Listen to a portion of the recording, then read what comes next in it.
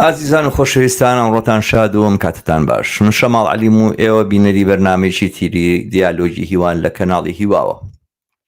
بەرنامەی ئەمڕۆمان سەبارەت بە ناڕەزایە جەماوەریەکانی ئێران و ڕۆڵ و ئەرکی کۆمونیستەکانە.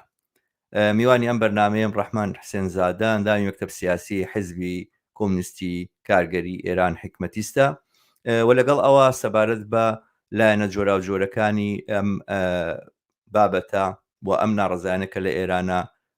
سەری هەڵداوە بۆ ئێوەی ئازیز ئەدوێ. بەر لەوەی بەرنامەکەمان دەست پێ بکەم، پێم خۆشە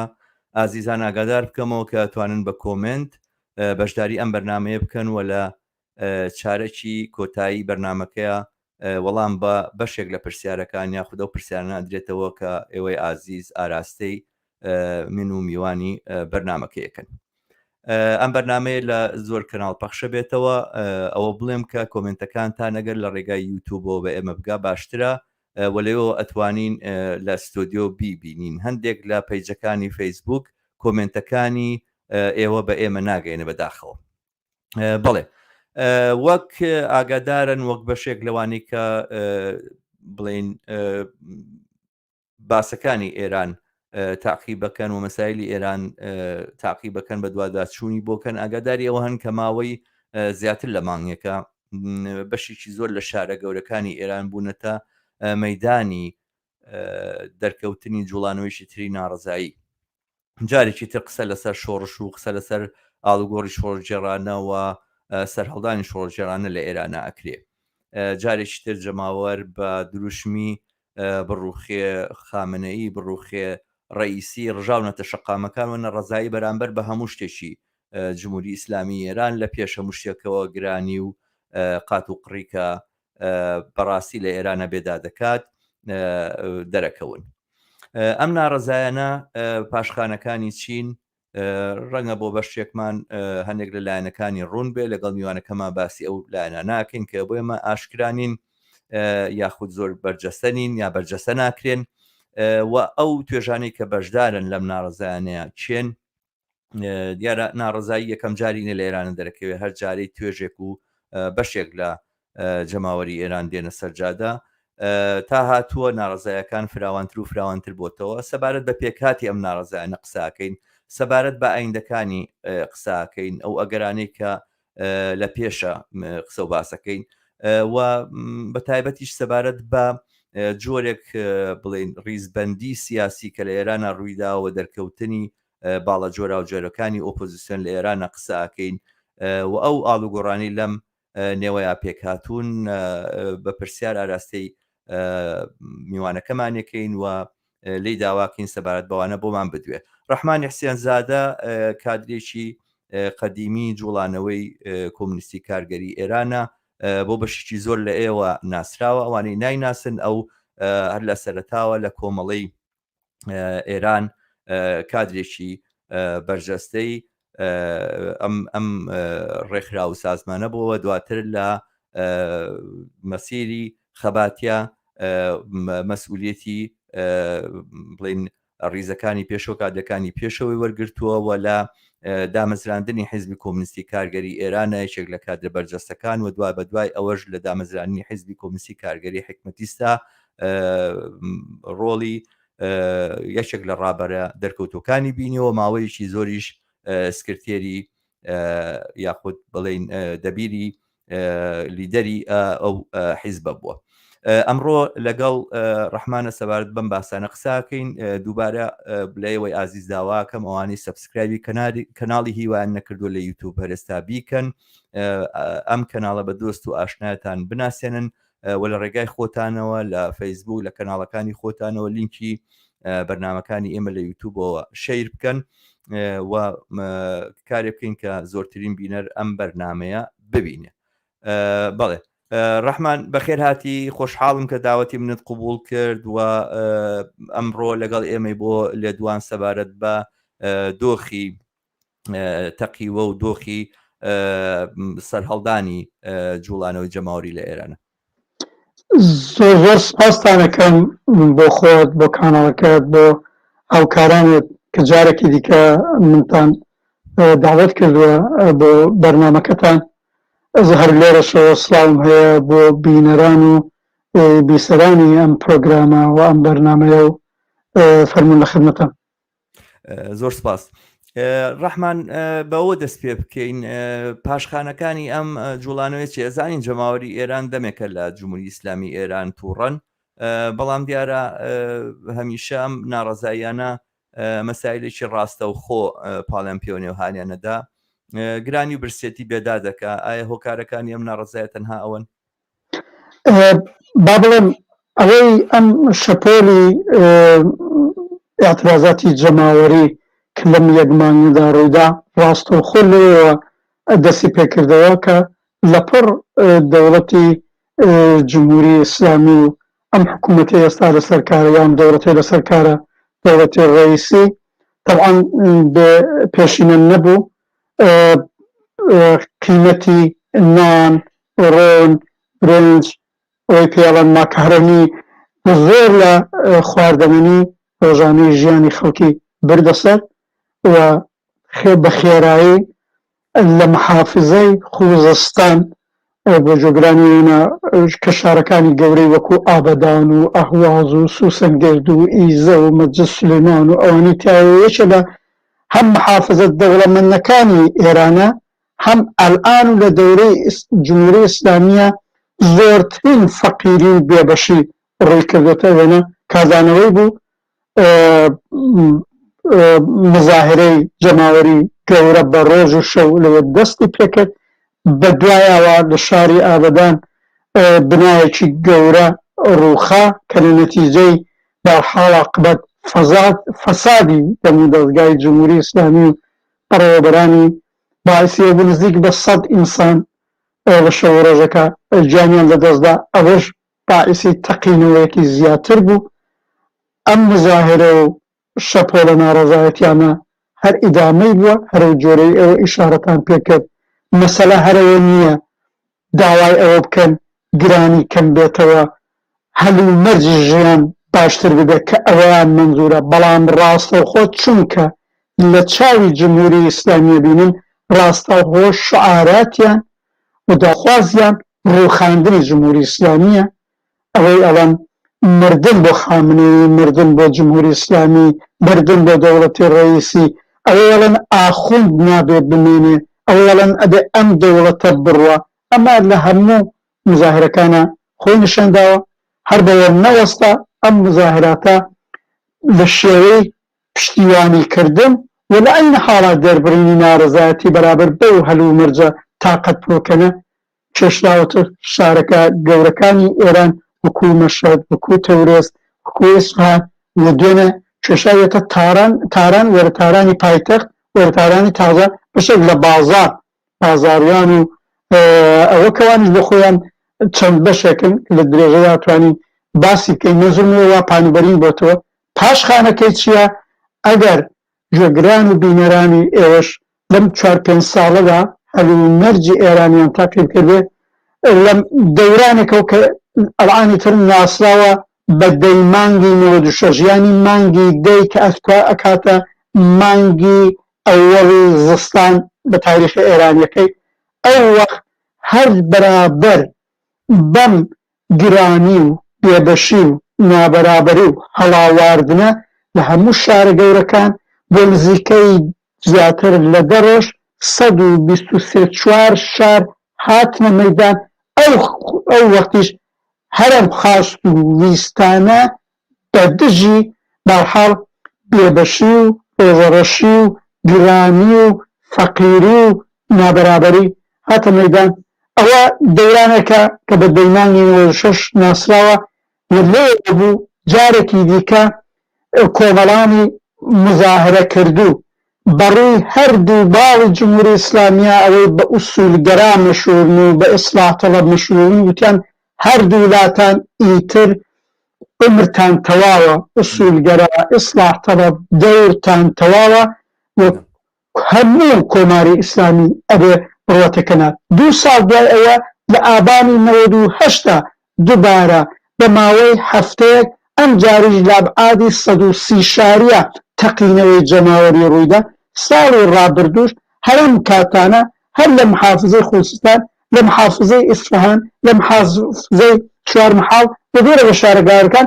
بەڕووی بێئاویە نەکەی بە بێمانی بەڕووی بێئاویە تەقینەوەی جەماوەری بوو و ئەمە هاوکاتە لەوەی کە مەسەلەن لە ساڵی ڕابردوودا زیاتر لە 4000 اقتصادی کارگەری لە مەرکەزە کێکاریەکاری ئێران ڕوویداوە ئەمە ئەو چوارچێوە و ئەو پاشخانە و ئەو تەرکیبەیە کە لەم مزاهرە جەماوەریانەدا بەڕووی جمهوریە ئیسلامیە هاتووەتە مەیدان و هەر درێژەشی هەیە ئەڵان یەک مانگ زیاترە درێژەی هەیە ئەگەر مەسەلەن لە محافزەی خوزستان بڕە کۆنترۆلیان کردووە لە محافزەکانی دیکە سەری هەڵداوە و درێژە کێشن.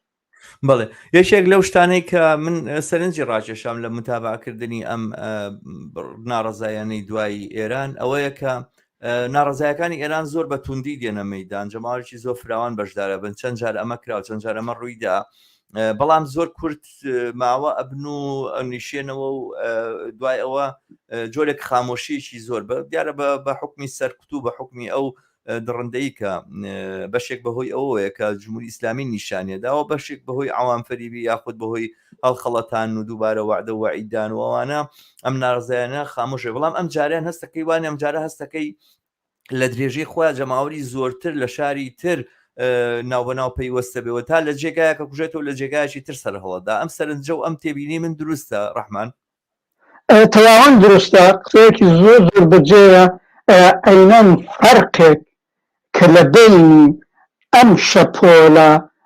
مزاهراتە جەماوەری ئەم جارە هەیە مەسەلەن لەگەڵ دەیمانی 96 کە منی شارم پێکرد و ئابانمانی 98 هەر ئەوەیە کە تۆی شارەت پێکرد مەسەلەن لە دەیمانی 96 نزیک دەڕۆژ 120 شار بوو بەڵام دوای ئەو دەڕۆژە بۆ ماوەیەکی توولانی تا نزیک بە 6 مانگ تقریبا کردبەوە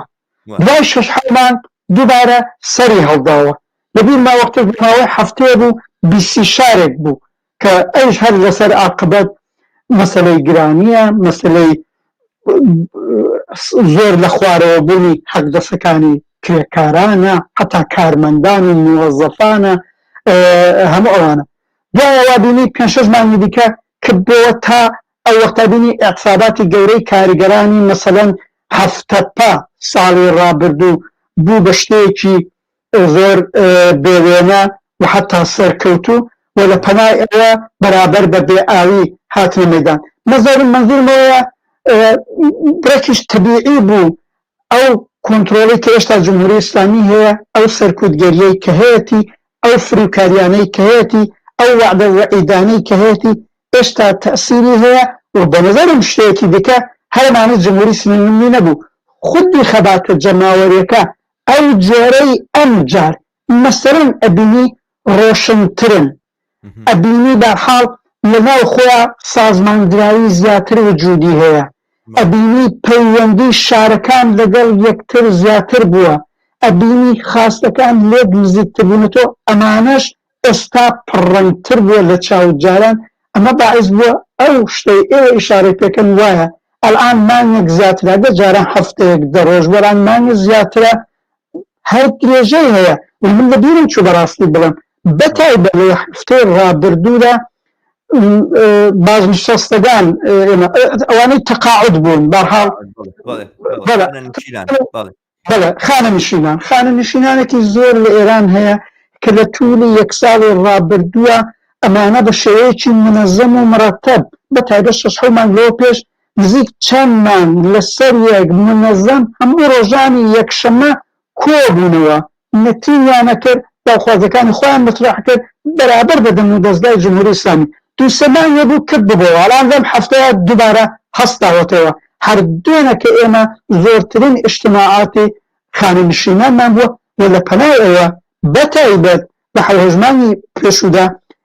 بەشێکی مهمی خەباتێکی جەماوەری سازماندراو پشتدەست و بەڕێکخراو کە هەیە ئەویشینی مامۆستایانە مامۆستایانی ئێران هەموو جارێک نزیک 13 دەوری پێڵم 13 جار 2 هەفتە جارێک لە ماوەی 6 مانگی پێشوودا بانگەوازی کۆبوونەوەی گشتی خۆیان و اجتماعات یا متینگە گشتیەکانیان کردووە هەموو جارە گردبوونە هەموو جارێ زیاتر لە 30 محافزە و زیاتر لە 70-80 شاری گەورە ئەوانەی مرکز یا شارە گەورەکانی محافزەکانن مامۆستایان تیا کۆبنەوە کە لەگەڵ زۆرترین زەخت و زۆر و فشاری ژێوەڕە بوون هەر ئێستا تێعدادێک لە هەڵسوڕاوان و ڕابەرانی ناسراویان لە گۆشەی زیندانن بەڵام باوجودیەوە لەم دوودانە هەفتەدا دووبارە مامۆستایانیش بەڕێکخراوی هاتوونەتەوە مەیدان بۆیەکانێ ئەوەی کە ئەبینرێ درێژە پەیداکە بەتایبەت ئەم نمونەی دوێنێ کێشاوێتە بازاڕی تاران ئەمە گرنگیەکی هەیە گرنگیەکە ئەوەیە بازاڕی تاران سەردەمی شۆڕشی 57 یەکێ لە پێگە گەورەکانی کۆماری ئیسلامی و باڵی مەسەبی بوو تەبعەن ئەم ئاعترازاتی کە دوێنێ لە بازاڕی تاران ڕوویداوە هیچ سەرمایەدارە زۆر گەورەکان و تجارە گەورەکان و بازاڕیە گەورەکان نییە ئەوەی پێی ئەڵێن بازاڕی مامناونجی و بەرەو خوار عاقبەتەکەی ئێمە پێڵێن وردە بورژوازی ئەوانن زۆر ناڕازین ئەوانی هاتوون بەڵام نەفسی ئەوەی بازاڕیش خەریکە پەیوەستە بێت بە مامۆستایان و بە خانوشینان و بێباتر بە ناڕەزایەتێکی جەماوەری کە هەیە ئەمە زەنگێکی خەتەرێکی گەورەیە بۆ کۆماری ئیسلامی بەڵێ لە لایەکی تریشەوە شتێک لەو تایبەتمەندی کەم جارە من هەستی پێکەم زۆرتر پێما بێت لە دەیمانەوە بە لەوەی کە باست کرد لە دەیمانەوە لە ئابانی شامە زۆرتر دەکە و دووردەوردامە کاڵ بۆ تۆڵا هەمیشە ناڕزایەکان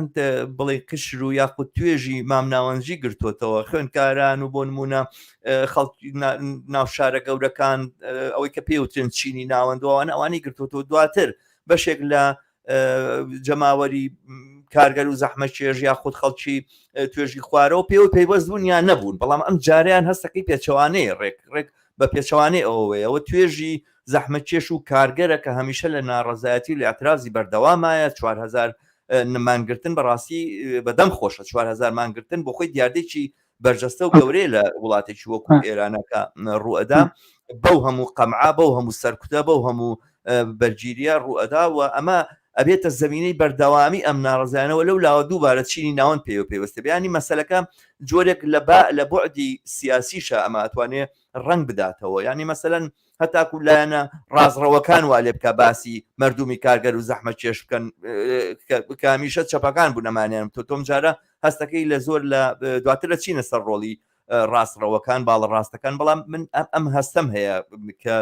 ئەم تەرکیبە جیاوازە هەندێک گۆڕانکاری بەوجود هێناوە پێشەوەی تعلیقی تۆ ببیستم پێم خۆشە بینەران ئاگادار کەمەوە کە ئەگەر کۆمنتێکیان هەیە لە ڕێگەی یوتیوبەوە هەوڵبەندای بنێن لەبەرەوەی کە لە ڕێگەی فەیسبوکەوە هەندێک کێشەمان هەیە لە کۆمنتەکانە ئەبینی کە کۆمنتدان ڕێوانە بەڵام ناوەڕۆکەکانی نبینی نازانین چی نووسراوە پرسیارێکە گەر هەیە بەرەو ڕووی بەرنامەکە یاخود میوان ڕەحمان حسێنزادە ئەکرێ لە کۆمنتەکانی یوتیوبەوە بێ بۆ ئێمە زۆر باشترە بەڵێ ڕەحمان سەرنجی چی بوو لەسەرەوەی منوتم با ئەوە بڵێم لە دەیمانی 96 کاکاتە 5 ساڵ لەوە پێش ئەوەی کە ئێوە باسەکەن تەرکیبەکە گۆڕدرا وایە پێش دەیمانگی 96 ئەو ناڕزایەتیانەی کە جەماوەری خۆی نیشانەدا من بانمونەکەی ئاوا بڵێم بە ساڵی 1970 ئێرانی کە ئەبێتە تقریبا 13 ساڵ لەوە پێش ئەوە بوو بزوتنەوەیەک بنێ بزوتنەوەی سەوز شکڵی گرت کە بەڕاستی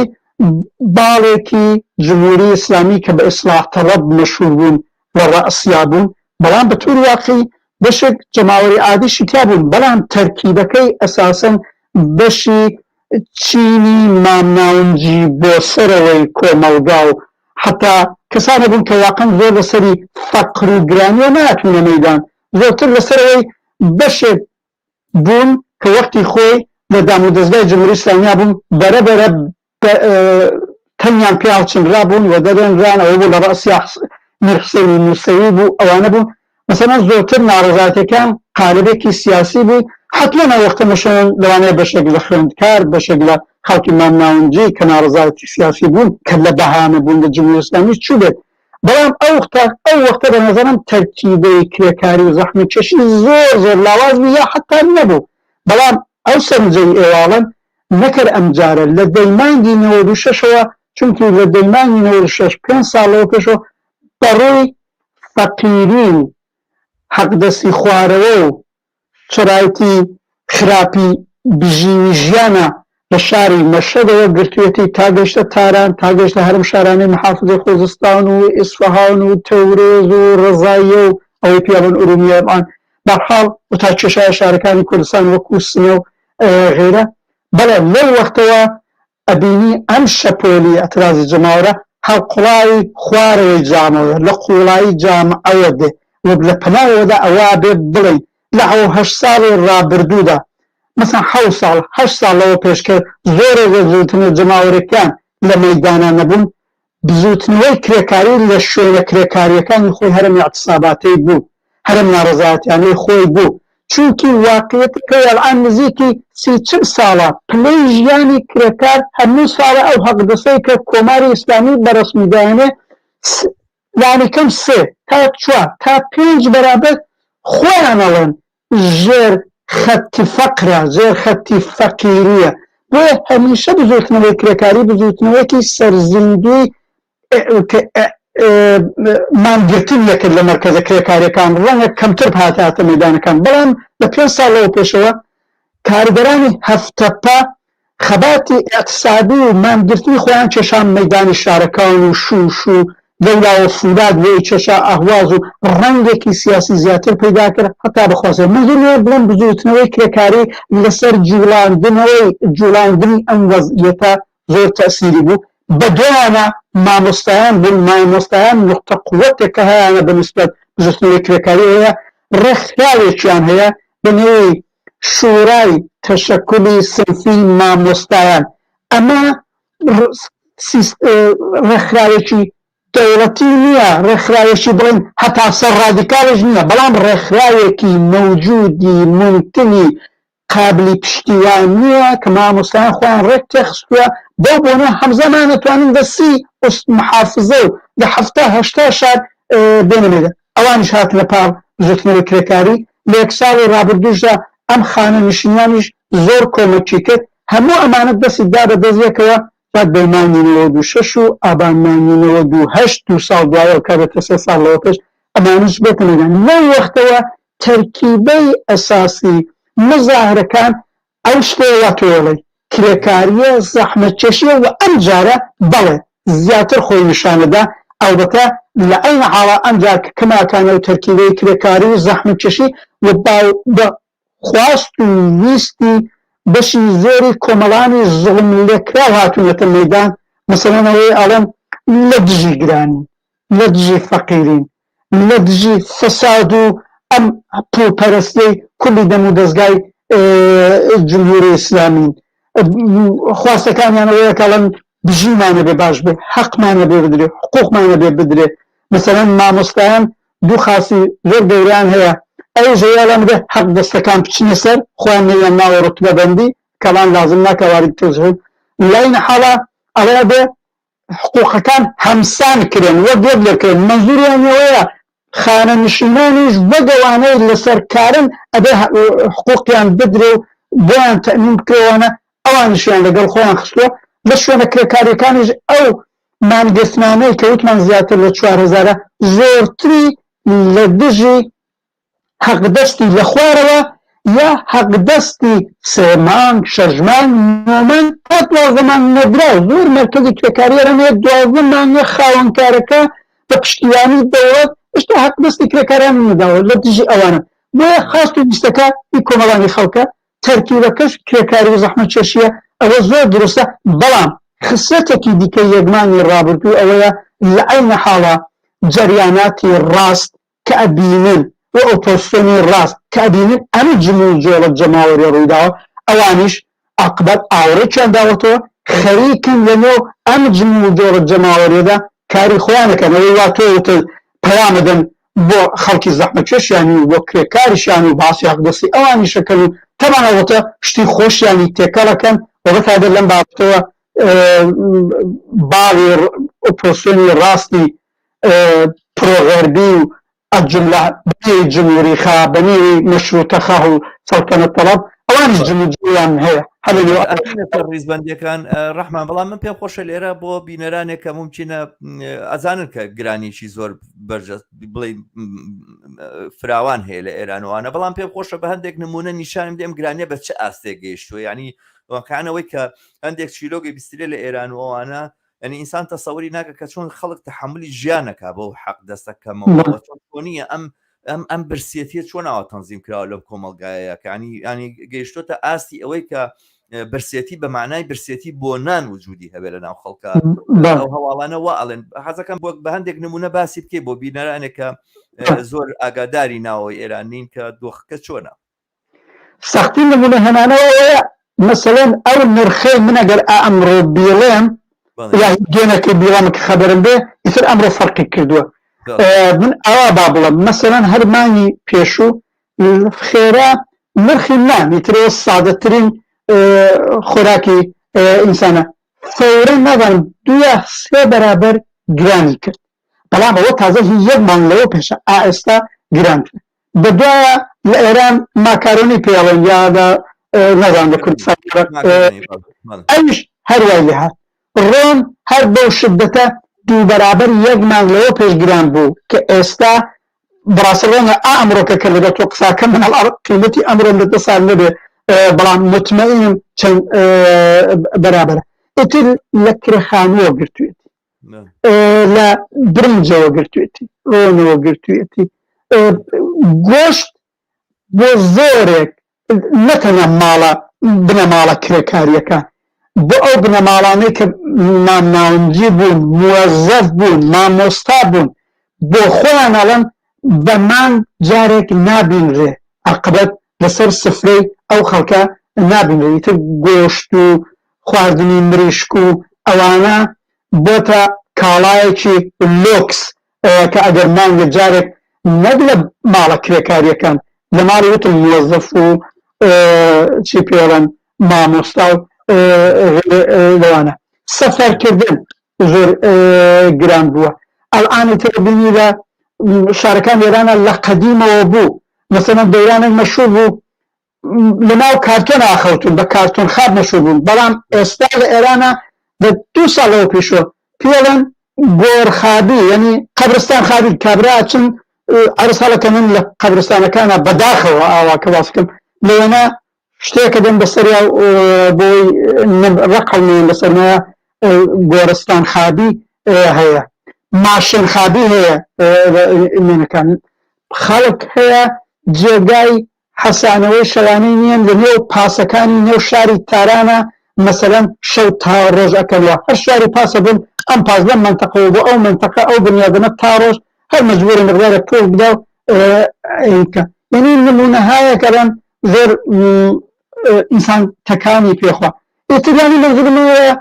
ئەو فەقیری و گرانیەی کە زۆر جارێ مە لە کۆمەلگای عێراق شادیمانە من بۆ خۆم ساڵی 1994 سلێمانیە بووم لە شارەکانیە بوو فەقیری و گرانیانە بوو بەڵام ئەوەی ئێستا لە کۆماری ئیسلامیەوەترێ ئەسەن بێوێنەیە ئەم شتانە مەسەڵەن هەر ئەو وەختە مەسەڵەن من لە کوردستانی عێراقا بەرچاوم نەکەوتۆ من بۆ خۆمەڵان نزیک بەداخەوە 40 ساڵە خۆ لە شارەکانی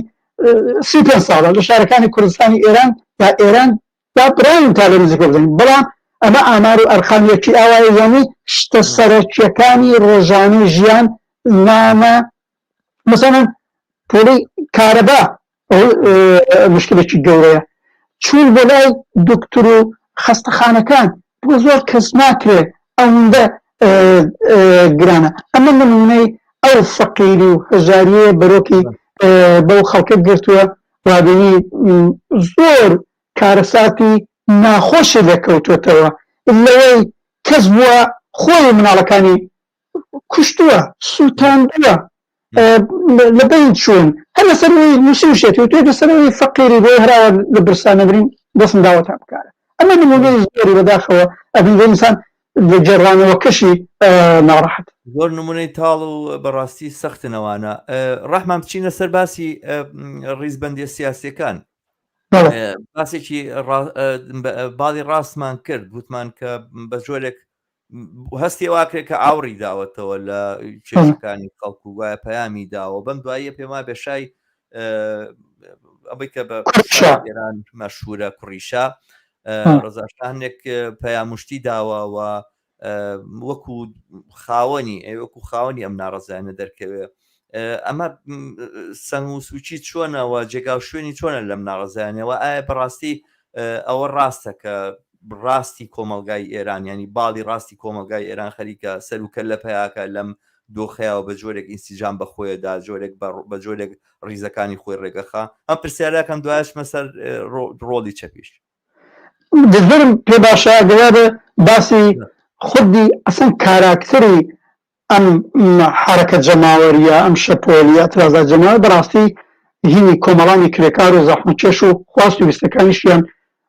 بۆ معنای چەپگەرایانە و باڵی حەقخوازە ئەوە دوابێ بادابنین لە دوایەوە بەڵێ هەر لە دەیمانگی ئەو لە جواب بۆ پرسیارەی ئێوەدا هەر لە دەیمانی 96ەوە واقعێتەکەوە ئەم حرەکەتە جەماوەریە بووە وە بە تایبەت ئەوەی ئەمە یەکمانیا من لە زۆر جێژوتمەوتمە ئەساسەکەی تەکاملێکی پیدا کردووە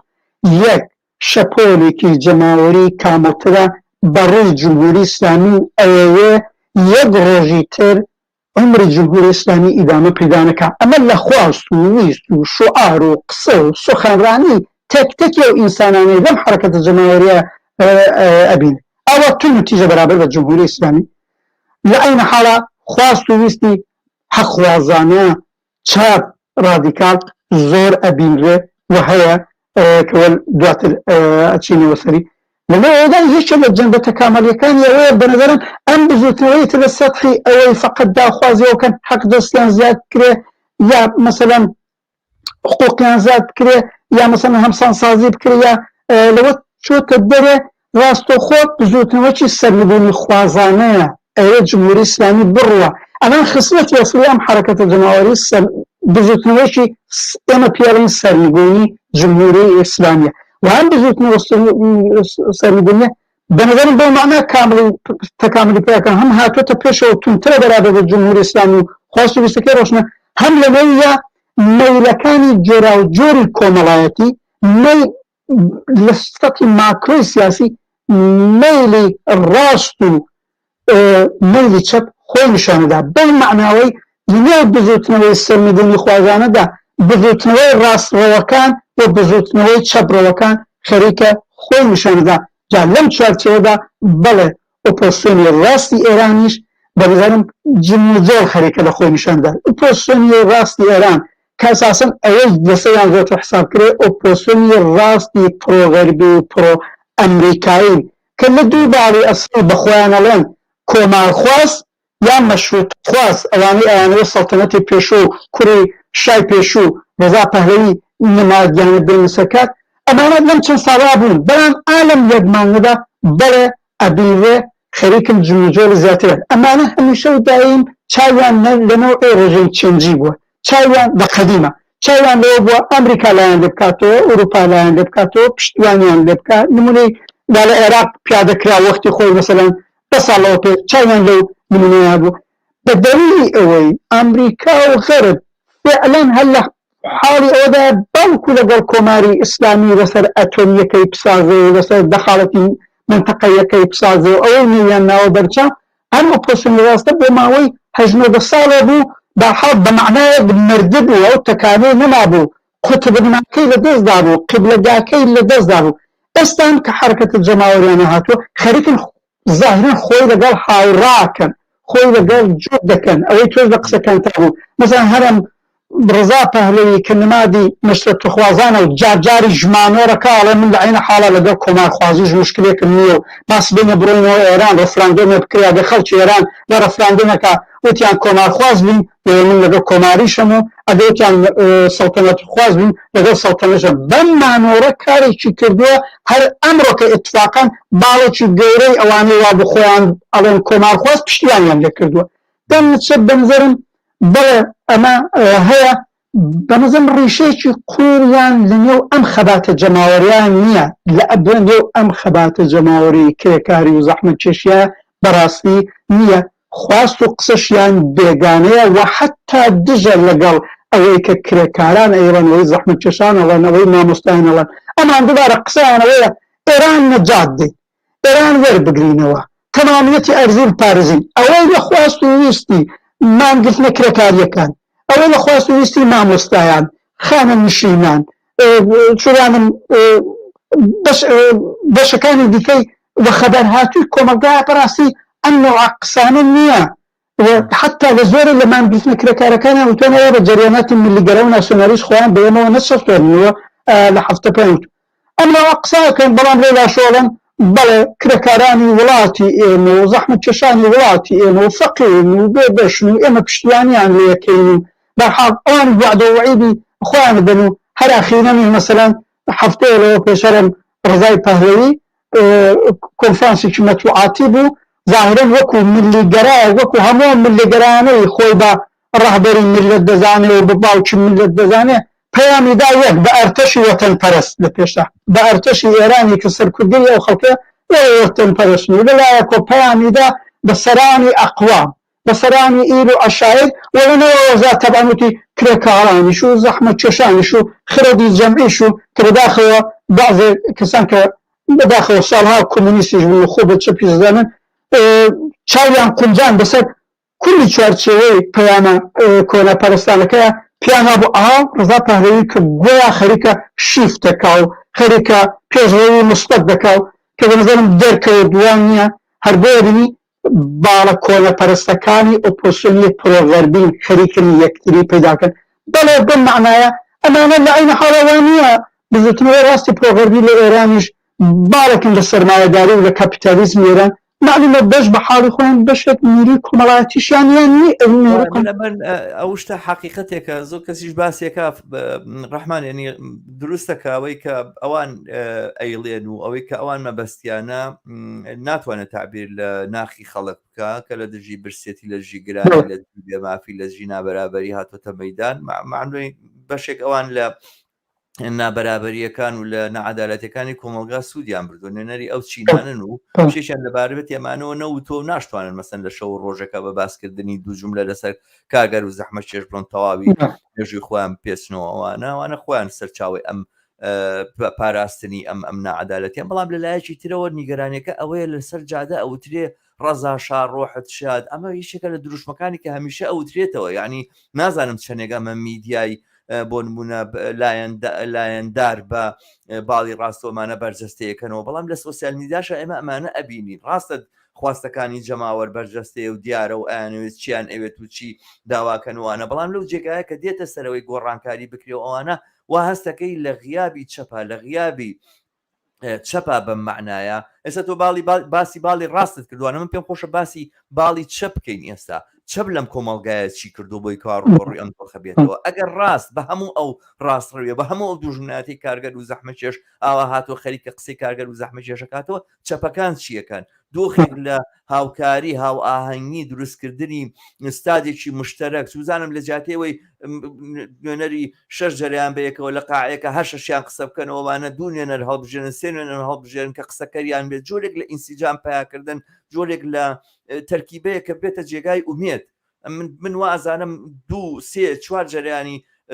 ڕێکخراوی کارگەری و کۆمونیستی چەپ بە دەوریەکە کۆ ببنەوە نوێنەرێک بخوایاندا بنێنەوەوانە ئومێد دەدەن بە خەڵک بڵێ ئەوە جێگەی ئێوەژە بێتەوە لێرەیە کە ئێمە توانیوانە هاوکاربین و پێکەوە ڕێک پێوین ئەوانە جێگەی هەڵسوڕاوانی کارگەری و ئەوانە ژەتوانێت لێرە بێتەوە بەم دەلیلی کە ئێمە توانیمانە پێکەوە ئەمانە نابینین لە لای چەپا بەڕای تۆ چۆنە چەپ چۆنی پێشوازی ئەم دۆخی کردووە وایە بە ئەوە بڵێم خۆت پێشنیارت چیە خۆت تەسلیمت چە بێت چی بکە لەم بینە ڕۆڵی ئەبێت چی بێەوە ئەرچی چیە هەر ئێستا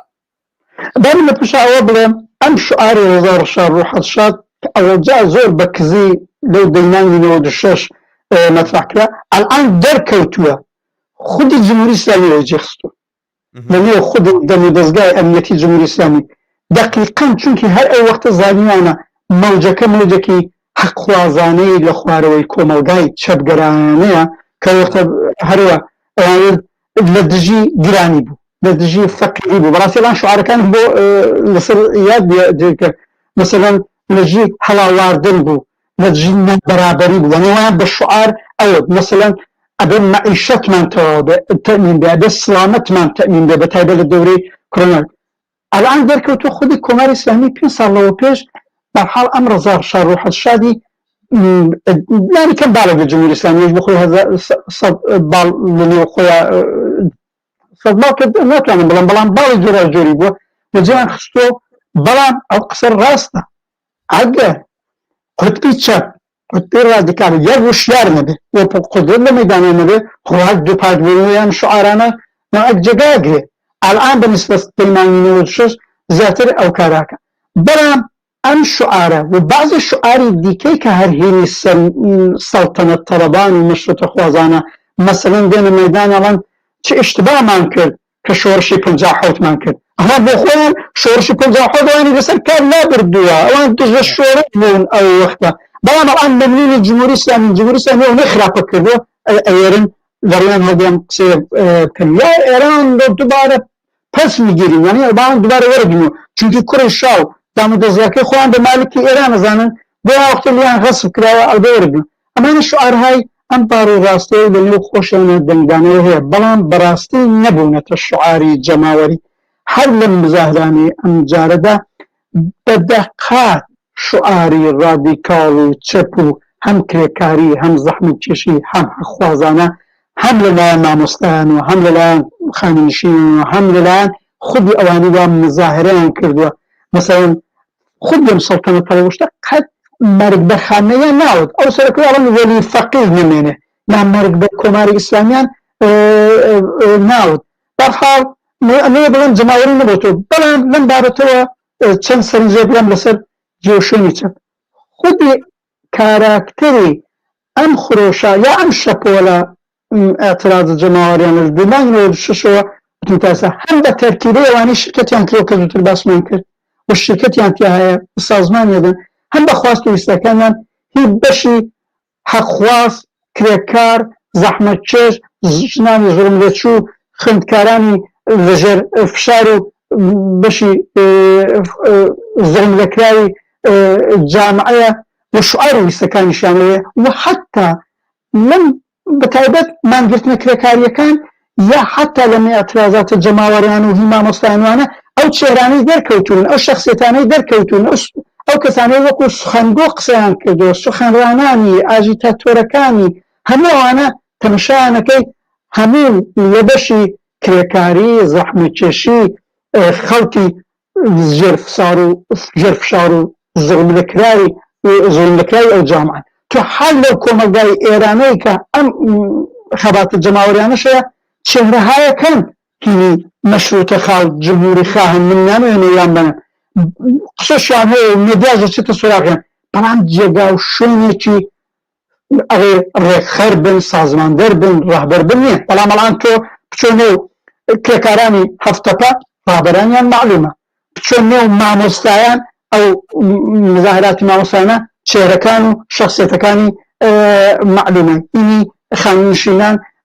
معلومة هي بحالك أو خباتي لدجيب بآوي لخوزستان وإسفان كده معلومة همي لو بشي ظلم لكراو بشي راديكالو بشي زحمة كشي أو جامعا بمحاضرة براستي مدياي معمول زورت بشر رزاشار روح الشاركة قيراكاتو أواني كقيرا بتايبا مدياي قيري فارسي زمانيشان وكو BBC وكو إيران انترناشنال وكو نظام مانيتو وكو دنيا أمريكا وأنا دورة ميدياي فار زمان أوانا ميديا كان بكذا زماني أوانا هنا كان أمانة يك بيقراز دوتر لخدمة أم بالي راسي أوبوسيوني بيجي لخدمة أم بالي راسي أبون لخدمة إصلاح طلباني نأخذ جمهوري الإسلامي أبون الآن وليديان بإصلاح طلبنا ما واهاتون بالي الراس خريكين غيراكنو وكان جاء أمحلو مرجع چەپگەرانە و ڕادیکاڵەی کە لەم بجوتنەوەی کرێکاری و جەماوەری ئێرانە هەیە لەخۆ پێک هاتووە حاصڵی کاری خەباتکارانەی واقعاً قوتبی چەپی کۆمەلگای ئێران هەم بە معنای هەڵسوڕاوان و فعالینی چ کرێکاری چ زەحمەتکێشی چ خوێندکار کە لە جامعەکان بوون و بە تەئسیر بەنظرم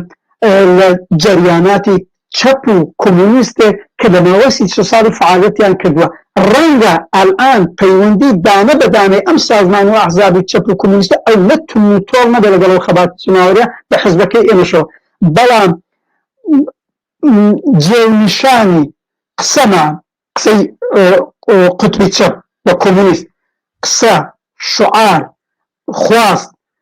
ئەو مەسائلانەی کە مەسەلە لەم 20 ساڵەیە لە تەبلیغاتی قوتبی چەپ و سازمانهای چەپ و کۆمونیستە بۆ ڕنگدانەوەیەکی گەورەی هەیە لێرە بۆ معنایە ڕابطەیەکی واقعاً معنەوی سیاسی وجودی هەیە و تەبعاً بەشێک لە نیروهای چەپ و کۆمونیستیش پەیوەندی کۆمەڵایەتی و پەیوەندی حتا سازمانی خۆشیانیان هەیە حقیقەتەکە لەگەڵم هەلی مەرجەیە ئەترازیەی کە ئەلعان لە ئێرانیا ڕۆ دەنگچە بەو معنایە قوتبی چەپ دەمەوێن تا ئێستاش بە عینای بواری کۆمەڵایەتیەکەی مەسەڵەن بە زۆری لە مانگرتنە کرێکاریەکان لە خەباتی معلمان لە ئێزرابەکان لە هەموو ئەمانەدا تۆ فعالینی هەڵسوراوانی قسەکەرانی بەڕاستی ئینسانهای چەپن هەتا کەشێک زۆر خۆیان واقعا بە سۆسیالیستە دانن باشکراش دێن لە کلاپ هاوس و دەم لاودەیدا و بەرنامەدانرێ ئەکەونە ڕحمان وەختەکەمان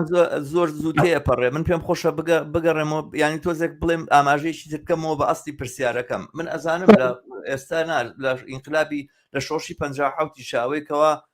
نەبزی جادەی بەدەستەوە بوو چەپەکان بوون ئەوەی کە بانیەدا لە پێشەوە چەپەکان بوون ئەوەی کە پەلامارێدا چەپەکان بوون ئەوەی کە ڕێخستنی ناو کارگەرانە سازماندا چەپەکان بوون کارگەرانی نەوتی ئێران نەبووایە جمهوری بڵێن شار ئەمە ناڕووخاوە بە ئاسانی ئەمانە واقعیەتن ڕۆڵی چەپ بە معنایە لە ئاستی جەماوەریە و لە ئاستی مەحەلیە ئینکار ناکرێت باسەکە لەسەر ئەوەیە چەپ چی ئەکا بۆی کەوا ببێ بە سەرروکەلەی ئەم ناڕەزاییە چونکە سەرنجامدا دۆخی ئاڵگۆڕ چۆڕژگێڕانەیە خەڵک متمانە نابەخشێ بە هێزێکە نەتوانێت سازمان دەربێ لە ئاستێکی فراوان و بڵێن کۆمەڵایەتی فراوان و گەورە لە ئاستی وڵاتە چەپێکە نەتوانێت ئەمنیەت بجێڕێ ئەوە ئیدارەی کۆمەلگا بکەوە ئیدارەی کۆمەلگا بەدەستەوە بگرێ ئەم مەسئولیەتە لە خۆی نیشان نەدا ئەم پێگەیشتوێ لە خۆی نیشان نەدا هەر بە دەوری شعاراتی ڕادیکاڵ و ئەوانەوە بەبێ ئەوەی لەباری پراکتیک و لەباری واقعیەوەم شعارە ڕادیکاڵانە بگەنە جێگایە پرسیارەکەی من ئەوەیە چەپ چی کردەوە چی ئەکا و بەرنامەیان چی ئەوەی کەوا ڕوبەڕووی ئەم دۆخە تازێ بنەوە چونکە نیگەرانیەکە ئەوەیە کام جارەش جاری پێشووی لێبێ ئەم هەموو قوربانیە بدرێت برسێتی بچێژین ڕاپەڕینە بەرامبەر برسێتیاوان سەرنجام ڕیشا دووبارە بێتەوە بە سەردار و سەرکردە بەرزم لە قسەکانی تۆ ئەڵان خۆش باس کرد نیگەرانیەکەیە ئەو نیگەرانیە واقعیەتی تایە ئەم نیگەرانیە بە شدەتی ساڵی 57 نییە چونکی ئەو وەختە ساڵی 57 کە من بۆ خۆم جوانێ بووم ئەو وەختە پێفێز بووم بۆ مزاحەکانی بەڕاستی هیچ سازمانێکی چەپ هیچ ڕێکخراوێکی چەپ هیچ دەنگێکی چەپ نەبوو بابا عاقبەت چای ئومێد نەبەستین بەم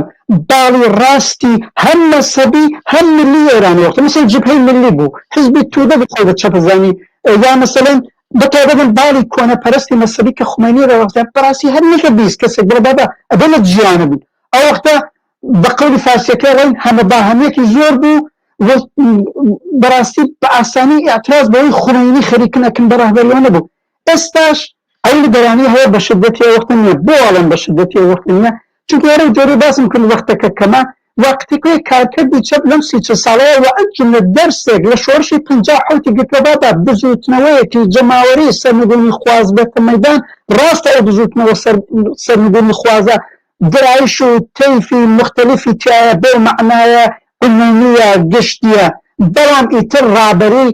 واحدی نابێ ڕابەری هەمە باهەمی نابێ و ئەمە دەمێکە لەلایەن چەپ و کۆمۆنیستەکانی ئێران و ئەوترێ و بە تایبەت لە دەیمانی 96ەوە هەر بەپێی ئەم زەرورەتە لایەنەکەم 6 جەریانی چەپ و کۆمۆنیست لەمە کۆنفرانسێکمان لە ستۆکۆڵم بێت پلاتفۆرمێکی سەرنگونی شۆڕژگێڕانەماندا هەر لەوێ وتمان ئەم پلاتفۆرمە تەواوەن جیاوازە لە پلاتفۆرمی سەرنگونی خوازانی ڕاست ئێمە ڕاستە پەرچەمی ڕووخانی جمهوری ئیسلامی بەدەستمانەوەیە بەڵام لە هیچ کوێیەکانە ئەومان ناچێتە لەگەی باڵی ڕاستی و جامعە بەیانیشی لە درژدرا و هەر ئێستاش لەم هەفتەدا هەرو 6 جەریانی چەپ و کۆمۆنیستەی کە پشتبەستوو بە کۆنفرانسی ستۆکۆڵمە ئەم کۆنفرانسی مەتبوعاتی ڕزای پەهلوی داوە ئەوەڵین جەریانە بووە بەیانیەی داوە بە تیتری ئەوەی وتووە ڕابەرسازی باڵی ڕاستی کۆمەلگا لە دژی کرێکار و زەحمەتکێش خونساکەی موزەویەکەین ئەم 6 جەریانە هەر کەمە بە خۆیان هەم سابقەی 30 ساڵێکی فعالیەتیان هەیە پەیوەندێکی هەم کۆمەڵایەتیان هەیە هەم پەیوەندی سازمانیشان لەگەڵ داخەڵ هەیە. من ناڵم ئێستا بوونەتە ئاڵتەرناتیڤێکی زۆر سەرکەوت و زۆر بەرجەستە، بەڵام ئەم هیممەتە هەیە. لە عین حاڵەت چەپی دیکەش هەیە منفەرد کار دەکەن بەداخەوە لە کاردانەوەی چەپ لەم هەفتەدا بازە بیرەی چەپ بوون سەرکەوتوو نەبوون و ئیوادارم ئیدامەی نەدەن. نوعێک ئومێدبەستن بۆی عقبە ڕۆژا پاوێریش هاتوۆتە مەیدان و ئەویش بۆتە سەرنگون خواز و گویا باسی کرێکاری ژەکاو، یعنی فریوکاریە کە جەریانێکی ناسیۆنالیست خەریکە بەکارێدا دەستی کەمیان بێت. من لە نیگەرانەکەی تۆ ئەو ناڵم بەنەزەرم ئەم تەحەڕوکی باستی پۆغەر ئێران نابێت دەستی کەم بگیرێ و حتا بێت جدی بگیرێ. من پێم وابێت بەتایبەت ترێندی سەڵتەنەت تەلەب و مەشروطەخواز زۆری شانس نییە. ڕەزا پەهلەویش لەسەرەوەی زۆر بە معنایەک سەرمایەگوزاری نەکردووە، بەڵام باڵی ڕاستێکە خۆیان بە کۆماری خواز بزانن و سبەینە عقبەت خودی ئاغای ڕەزا پەهلەوی بکەن بە چێرەی ئەسڵی خۆیان و حتا بینەمە سەر تەختی ڕیاسەت جمهوری ئەما بێت جدی وەربگیرێ. بە معنایەک چۆن جدی وەربگیرێ؟ تۆڕی ئێمە قسەمان چێ؟ ئێمە خۆمان وەکو حزبی کۆمونیست کاریگەری حکمەتیست و تۆش بە خۆت شارەزای ساڵهای ساڵە یەکەم پلاتفۆرمێکی ڕۆشنمان بۆ سەرنگونی خوازی هەیە کە ئەگەر 20 ساڵەوە پێش هەرهی حزبەکەی خۆمان بوو ئەلان خۆشبەختانە تعدادێ لە نیروهای چەپ و کۆمونیستیش هاتوین طبعا بە تەفاهم لەگەڵ یەکتری و بە هەر ئیسلاح و تەغییرێک پێویست بووە لە دەوری پلاتفۆرمە کۆبوونێتەوە. هاوکاری هەیەک سازمان دراوە، بەڵام ڕاستە هاوکاریەکە تاو سەدحە نییە یەک شخەڵگی واحدی بێت. دلیلەکەی ئەگەر تۆ بە سارقە و پێشینیان چەپەی خودی ئێران جیاوازی هەیەکیش کە هەیەە، بەڵام قسەی ئێمە ئەوەیە کە ئەبێ نیرۆکانی چەپ و کۆمونیست زۆر ڕۆشن لە پێشەوەی سەرنگونکردنی جمهوری ئیسلامی بن بەبێ ئەوەی چکۆلەترین ئاوانز بە باڵی ڕاست بدەن یا دەستیکەمی بگرن. ئەدەیەکەن دەستیکەم یەگرن، دەستەکەمی بگرین ئەتوانێت داستانی تاڵی شاڵی 50 تکرار بێتەوە. چونکە ئەمانەڵان بەرجام بەبوون دەستەدا ئەمریکا چێتە پشتیان، ئوروپا چێتە پشتیان، ڕسانیان هەیە، پۆلیان پێدەن، ئیمکاناتیان پێدەن. خەڵک جمهوری ئیسلامیش حتا توانیەتی خەڵکی بۆ فەقیر و هەژار کردبوون. ئەڵان جمهوری ئیسلامی 5 جار ژێر خەتی فەقری بە کرێکار و بە ملیۆنها خانەوادەی ئێران تەحمیل کردووە. هەر خودی ئەم ڕاست و سەڵتەنە تەڵەب کە بەنظرم شانسی نییە هەرم باڵی ڕاستە بێ و بڕێک وەزیەتی ژیان باشتر کە بەجی 5 جار ژێر خەتی فەقر مساوی بکە هەر بڵێ لە سەتی خەتی فەقرا بێت لەوانەیە خەڵکە بڵێن ئەڵان وەزەکەت باشترە. بەنەچە بەنظرم ئەو قسە ڕاستە. ئەلئان دەورەی دەرکەوتنێکی بەهێزتری قوتبی چەپ و رادیکال و کۆمونیستە هەم بە ئەحساری چەپ و کۆمونیست و بەنظرم ئەوەی ئەساسی ترە من بڵێم لە خودی کۆمەلگادا ئەلئان ئێمە ڕابەرانێکی دەرکەوتووی کرێکاری سۆسیالیستمانەیە، ڕابەرانێکی دەرکەوتووی سۆسیالیزم و مامۆستایانانەیە، ڕابەرانێکی دەرکەوتووی واقعەنە باز سۆفەکانیان من نابێت لێوان بەرین، بەڵام هەموو کەزانەس ئەمانە لە محل ئەتوانن شەبەکەیەکی محکەم لە ارتباط و پەیوەند لەگەڵ یەک بەرقەرارکەن لە سەتی هەر شارە، لە سەتی هەر محافزە، ئەم مەرکەزی کاریگەری لەگەڵ ئەو مەرکەزی کاریگەری، ئەم گەڕەک لەگەڵ ئەو گەڕەک، ئەم شار لەگەڵ ئەو شار، ئەم محافزە لەگەڵ ئەو محافزە و پێم وایە خەریکە ئالم دوو هەفتەی ڕابردووە ئەمە تەجروبا کرێت. ئەم شەبەکەیە ئەتوانێت کۆڵەکەی ئەساسی تەئمینکردنی ڕاهبەریەکی رادیکال سۆسیالیست لە خودی محل بێت و طبعا نیرۆکانی چەپ و کۆمونیست دەبێت زۆر لەگەڵیان هاوقەدەم بین، زۆر لەگەڵیان هاوجار بین. من ئەم دوو شتە ممکنە بینم بۆ ئەوەش تێکۆشین. ئێمە لە تەبلیغاتی خۆمان، لە قسەی خۆمان، لە حەولی خۆمانەوەیە حەول بدەین ئەم ڕابەران و پێشڕەوانی کاریگەری و جەماوەری لە محل دەرکەوتووتر، دەزمێنێ و دەستیەکناوتر، متحدتر لەگەڵ یەک شعار و قسە و ئیقدام و تاکتیکیان بکەن بێت ئێمە هەتا ئەتوانین لە ناوە و دەرەوە لەم زەمینەدا حەول بدەین. بەنظرم مەسەلەی ئەسڵی ئەڵان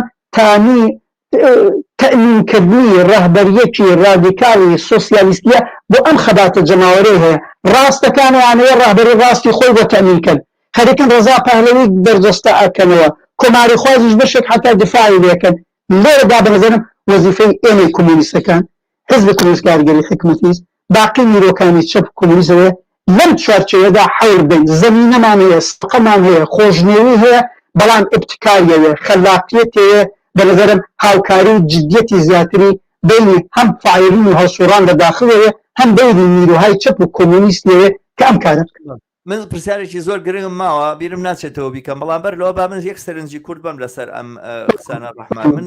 ئەوەم پێ باشە کە چەپ و کۆمونیستەکانی ئێران وەکو ساڵی 57 هەمیان نییە و لە بەرامبەر ڕاستاوەستابنێتەوە ئەوانە بەڵام ئەمە زۆرتر لەوەی کە ڕیتوریک بێتەوەوانە بێ پراکتیک بێ پراکتیکی ژیانی ئەوەی لە ئەرزی واقعەتەوە بەرامبەریان بوەستیتەوە نەگەوەی بە خەڵک بڵێ تەوەهم متەوەهم مەبن نازانم چی خەڵک لەسەری تەوەهمەوە ڕابەرانی سیاسی هەڵ نابژێرێ لەسەری مەنافعەوە ڕابەرانی سیاسی هەڵبژێرێ لە جێگایەکە کە ئەبینی کۆمەلگا لە شۆڕشایە کەسێک کە ئەتوانێ بەشێکی خواستەکانی ئەم ئینقلابە ئەم هەڵسانە ئەم ڕاپەڕینە بە ئەنجام بگەێنەوە لە هەمان کاتە پارێزگاری لە گرێژنەی کۆمەلگا بکە کە کۆمەلگا لە گرێژنە نەچێ کۆمەلگا نەبێ بە باقاق و نەبێ بەئین ئەوە ئەیباتەوە باشە ئەمە خەڵک لە ڕووی تەوەهمەوە ئەوە ناکەوە ساڵی 57 لە ڕووی تەوەهم و ئەوەی کە چەپەکان تەوەهمیان هەبوو بە جمهوری ئیسلامیوانە نیان کردووە تەرکیبەیەکی کڵێسایی شکل کاسۆلیکی جەریانی دینی هەبوو نەوانە لە هەموو شوێنە مزگەوتیان هەبوو لە هەموو شوێنێک بوو 1970 ساڵە بوو هەموو ڕۆژە کۆبوونەوەیانە کرد بە خەڵکەوانە دام و دەستگایکی سیاسی جاهیز بۆ ئەو هات جێگەی شایگرتەوە ئەوانە بەشێک لەو شتانەی کە خەڵک ئەیویست لابردنی شابوو ئەمەی تحقیق کرد وتوانی کۆمەلگا پارێزگای کە خەڵک بۆیە متمانەی بەخشیبەوە و ئەم جارەژە باڵی ڕاز بێ بە تەنها خەریکە لە بەرامبەر جمهوری ئیسلامی ڕائەوەستێتەوە و تەرحەداتەوە ئەوانە هەر ئەوەی باتەوە بە بڕای من و ئەگەر چی تەوەهمیش نەبێ وەگەر چی چەپەکانیش تەوەهمیان نەبێ بەڵێ چەپی نامتەوەهیم بەڵام بەداخەوە دۆڕاومان نەبێ جارێکی تر لە ئەم جەریانی ئینقلاب و ڕاپەڕینەیە ئەوەی کە ئەتوانێت جێگا بکرێتەوە بەڕاستی باشە لە دەرەوە ناکرێت لە ناوم جەریانانە ناکرێت متمانە بن بەوانەی ناوەوە متمانە بن بە گروپێک لە ڕابەرانی جەماوەری لە ناوەوە تەرکیبەیەک دروستکەن کە قیادی ئەم جوڵانەوەی بکەن و بچنە پشتەری هەموو حیزبەکان بچنە پشتەری بەرحاڵ ئەکرێمە باس و بابەتی لێکدانەوەی تریش بێ لە ئایندەیە من بەس پێم خۆشە بەم پرسیارە کۆتایی پێبێنم لە کوردستان چ باسە بڵێن دیموکراتەکان ئەڵێن چی ئەمانەی کە خوبەخوایان ئەڵێن چەپ لە کوردستانە ئەڵێن چی پاشماوەکانی کۆمەڵ ئەڵێن چی سەبارەت بەم هەوڵەی ڕەزاشا بۆ یەکخستنوانە پێم وابێ هەندێک باڵیان هەر پێشوازیان لێ کردووە یا من هەڵە پێش مەسەلەی کۆسان قەیناکەزانم وەختەکەمان کەما دەقێت ئەگەر فرسەت بێ یەکەمەوە یەک شتی باش کە لە سابقە و پێشینەی 30 ساڵی پێشووی کۆمەلگای ئێرانە هەیە بە حسابی چەپەکانە نووسێت ئەویش سەرنگونی خوازیە ئەم باڵی ڕاستەیە کە ئێستا بەشێکیان بە زۆر بوون بە سەرنگونی خواز تا 5-6 ساڵەوە پێش هەر لە کایە دەنگی جناحەکانی جمهوری ئیسلامی ئاگەڕان تایە تەرەفداری دوێخۆردار بوون تایە تەرەفداری ئیسلاح طەلەب بوون تایە تەرەفداری ڕۆحانی بوون تایە تەرەفداری خاتمی بوون بەڵام کۆڵەکەی ئەسڵی چەپی ڕادیکاڵی ئێران کە بەڕاستی بڵێن مارکسیزمی شۆڕەجێڕ بوون و دواتر کۆمونیزمی کاریگەری لەم 30 ساڵەیە مەدام سەرنگونی خواز بوون پەرچەمی سەرنگونی و دوای باقی چەپەکانی تریش ئینسافە نیروهای چەپ و کۆمونیست هەرم شەرجەریانی لەگەڵن لەیانی کەم لە سابقەی 30 ساڵی گوزەشتیان حاڵ ڕەخنەیەکمان لیان بێ هەمویان سەرنگونی خواز بوون بێ ئەماوەگەر بەبێ دوودڵ بەڵام باڵی ڕاستی ئێران لە ئاخرینەکان کە ڕەزا پەهلەویە 4 ساڵە قسەی سەرنگونی خوازیەکەن ئەمە بۆ خۆی بۆشاییەکە بۆ ئەوان و ئەمە نقطە قووەتێکە بۆ چەپ والآنیش پلاتفۆرمێکی کاملی سەرنگونی خوازان لەگەڵ خاست و ویستی کۆمەڵانی خەڵک بێتەوە بەڕاستی بەدەست چەپەکان و ئەجملە بەدەستم شەرجەریانەوە کە ئێمە لە کۆنفرانسی ستۆکۆڵما تەدوینمان کردووە ئەمە بۆ خۆی مەسەلەیەکە بەڵام یەک قسەی تۆ زۆر دروستە هەموو قسانی من لێرایکەم باقی چەپەکان دیکەین لە بەیانەکە من ئەگەر لە زەمینی واقعی خەباتەکەیە نەکرێ بە پراتیکێکی واقعی یعنی یەکەمەوەیە بەرە بەبەرە ئەم خەباتە ڕواتە پێشێ لە سەتی شارەکان و محافزەکان ڕەهبەرانێکی دەرکەوتوو کە ئیتر بۆ شایی ڕەهبەری پڕکەنەوە ئەم خەباتە هەماهەنگکەن ئەم پاڵبەرتری بکەنەوە ئیدامەدارتری بکەنەوە کە خەریکە شکۆگرێت وەرەپنە معلوم بە بڵندادە جریاناتی چەپ و کۆمونیستێک کە ئەڵئان بە زۆر لەدەرڕاون و لە تەبیعیتن لە کناران فعالین و ڕەهبەرانن ئەمە زۆر مهمە مەسەڵەن لە تەجربەی هەفتەپەیە ئەوە ڕوودا کارگەرانی هەفتەپە مەودەتنیەکی نزیک چەند ساڵیان بوو ئینسافەن بەشێکی زۆر لە سازمان و ڕێکخراوە چەپەکان و هەرم شەجەریانی منێبن وأجل لخد حزبية محزبكم مأمون بوقت پشتیوانن هاوقدمن هاوگامن لەگەڵ ئەوەی ڕابەرانی ڕادیکاڵی کاریگەری لە هەفتەپەر لە فولاد لە نەفت و پێترۆشیمی چی ئەکەن ئەم هاوجوتیە بە دەرەجەیەک بەوجود هاتووە حتا پەیوەندی بەوجود هاتووە حتا ئەو ترسە شکاوە ئەلان بۆ ئاگاداری دەگەر تاقیکێ لەم کلاپاس و مێدیای ئیجتیماعی بەرنامەدانرێ لەبعادی 500 کەس کۆبنەوە فعالی کارگەری داخل لەگەڵ فعالی کۆمونیستی ئەحزاب دێن لە کلاپاوس قساکەن و هەڵجەهەتیشیان لەگەڵ یەکتری جمهوری ئیسلامی غەڵەتێکی پێ ناکرێ ئێستا بتن ئەمە لەم بابەتۆ بڵێم بەڵام باوجودێ مەسەلەی پراتیکی مەسەلەیەکی مهمە دەستەکە نەگرتنی ڕاست مهمە دەرکەوتنی زیاتری قوتبی چەپ و ڕادیکال هەم لە داخل و هەم سازمان چەپ و کۆمونیستەکان مهمە هەر کەم تەرخەمیەکرێت بە حسابی ئێمە نووسرێ ئەگەر ئەو تکرار بکرێتەوە ئەوان ئیمکاناتی خۆیانەیە ئێمەش ئیمکاناتی خۆمانمانێ ئەوان ئیمکاناتی حمایەتی بینەالمللی دەوڵەتەکان منزومە دەوڵەتە کۆنەپارێستەکان و ئەمریکا و ڕەسانە و پێیانەیە بەڵام نقطە قووەتی کرێکار و زەحمەتکێش و ئێمە چەپ و کۆمونیستەکانیش ئەوەیە ئەم خەباتە جەماوەریە لە قوڵایی کۆمەلگاوە هاتووە ئەوان زۆر لەگەڵی بێگانن دا من نمونەیەک بڵێم کارگەرانی هەفتەکەوە زۆرە لە مەرکەزە کرێکاریەکان لەو 4000 اقتصادیەکان ئەزانی خواستێکیان چیە ئەڵێمە بێ بەشی خصوصی نازانم کەرتی تایبەت وانە ئەو کەرتی تایبەتی پێڵن بەشی خصوصی سەرمایه‌دار نابێ بمێنێ یعنی تعرضێک بە پاڵێک لە سەرمایه‌داری ئێرانەکە بە دوای تەرەفداری لە سەرمایه‌داری دەوڵەتی بکە ئەوە نەبێ نمێنێ ولا هەفتەپە ئەمیان بە جێگاگەیان سەرمایه‌داری سەرکاری کە بەخشی خصوصی ئەسڵ وەدەریانە وە بۆ خۆی پەیامێکی سیاسی گەورەی تیا بوو بۆ کۆمەلگا و دواتر بینەوە سەر کوردستان لە کوردستانیش ئەم ڕەنگدانەوەی پۆلاریزەبوونە هەیە بۆ ڕێخۆزانی کۆمەلگایەکی چینایەتی ژوتنەوەی جۆراوجەرێ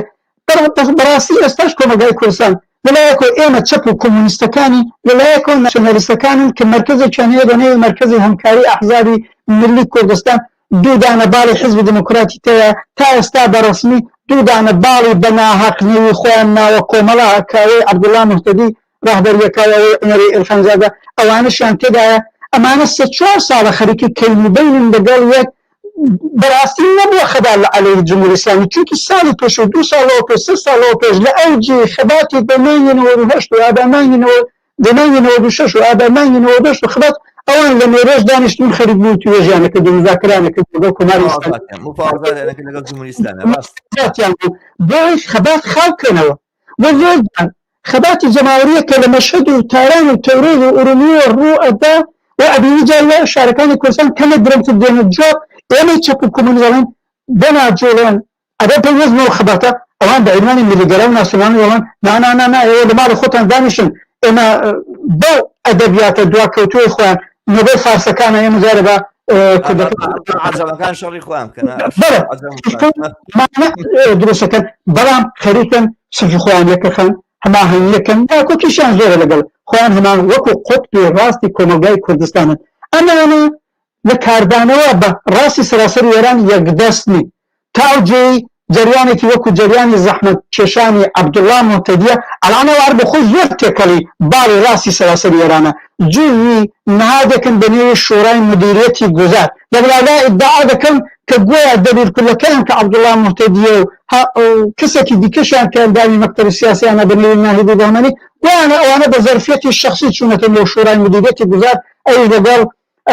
عقبەت بامناڵانەوەی چهرە بەدنیوەکانی ڕاستی ئێرانی کە لەوە کۆبوونەتەوە نیان لازم نەکا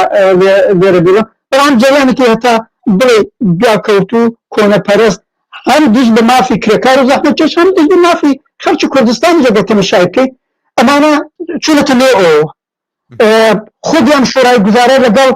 حیزبی دموکراتەکان و ئەوەش دیالۆگی هەیە بەڵام یانیتم تا ئێستا نەیتوانێت دموکراتەکان بەرەتە نێو خۆی بەڵام ئەوانیش هەڵوێستێکی زۆر قورسیان بەرەبەری نییە و هەر ئەمرۆ ئەو شورای مدیریەتی گوزارەی کە ئەمساوی عەبدوڵڵا موحتەدی فدرالیستیشی تێدایە پەیامی پشتیوانی لە ڕەزا پەهلەویدا و گویا ئاغای موحتەدیش یا ئاغای مستەفا هیجریش مشکلیان نییە 2 ساڵەوە پێش 3 ساڵەوە پێش بوو مستەفا هیجری دەبێت کوردیش باڵێکی حیزبی دموکرات لەگەڵ عەبدوڵڵا موحتەدی زەحمەتکێشان لە ئەمریکا چوون هەرم ڕەزا پەهلەوی نەدەم لە ئەمریکا بوو یا لە لەندەن بووە دیداریان کردو وعدە وعیدیان پێدا بوو هەتا وعدەیان دابوو بە ڕەزا پەهلەوی هەستەوەرە سفری کوردستانی عێراق تا ئێمە لەسەر شانی پێشمەرگەکانی خۆمان دەبێنە مەرزی بانە لەوە پەیام دە بۆ خەڵکی سەراسەری ئێران یعنی تا ئەو جێگایە لەستاوە بە دوای سات و سەودان لەگەڵ باڵی ڕاستی سەراسەری ئێران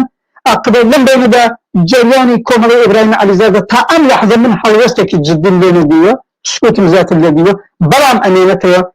ئێمە وەکو حزب کۆمونیست کاریگەری حکمەتیست و کومیتەی کوردستانەکەمان حزبی کۆمونیستی ئێران و سازمانی کۆمەڵەکەی تا ئەو جێدیما بەراگەیاندن و بە بەیانیە بەوەنە هەڵوەستی توندیان بەرابەر بە